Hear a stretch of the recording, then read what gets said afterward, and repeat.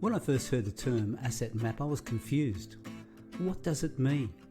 What do they mean by assets? But there's no need to be confused. An asset map is simply a way to identify and recognise the assets, resources, gifts, talents, skills and knowledge in our local communities. It includes the gifts of people, community groups, organisations, physical structures, businesses and the culture of the area. Every community is rich in resources and assets, but sometimes we don't realise the wealth we have around us. So how does asset mapping really work? Every time we get together with friends, family and neighbours, we are already mapping the gifts other people have.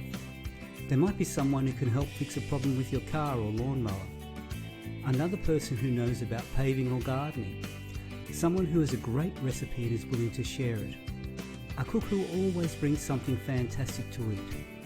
Another person might be a musician and can entertain. There will be people with different cultural backgrounds and someone who knows a lot about the history of the area. So many resources, so many assets. Usually we map these things in our minds. With asset mapping, we formalise this process and move it to a physical format. The beauty of asset mapping is that it isn't hard. An easy place to start is with a small group of friends and neighbours. A good exercise to help with this is the gift of the head, heart and hands. First ask people to list the things they know a lot about, that's the head. Then the things they are passionate about or care a lot about, the heart. And finally the things they can do, the hands. Once you have this list, you have started a map of the assets of the group. It isn't hard. But without linking these assets together and putting them into action, all you'll have is a list or a directory. The real power of the map is when these assets and resources are put into action. You can do this in many ways. People could list the things they would like to learn. They can then be linked to someone who could show them or teach them. Others might find a common interest such as cooking or gardening or conservation.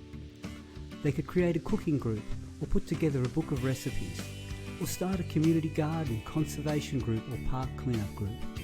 Already the assets are becoming linked and mobilised for action. You can also map other things. You will find people in the group are involved in other local activities. Some might belong to a local neighbourhood watch group or a service club or a church. These are all assets and can be mapped. You will be surprised at how many community groups have links in your community. There will be people involved with organisations providing a service to the community. This could be a disability organisation or funded service provider, or police, local council or other service. These all add value to your community and can be mapped. There will be local businesses people use. The local supermarket, bank, butcher, fruit shop, takeaway, coffee shop. There are so many in our communities. These can all be mapped. Then there are the physical structures, the parks, gardens, libraries, community centres, walking tracks. They are all resources and assets to be mapped. Don't forget the local cultures and stories. These are all part of the community of where we have come from and who we are. Recording these adds to our understanding of our community. You can map in many ways. You could keep a simple inventory or a visual map. It doesn't matter what the format is.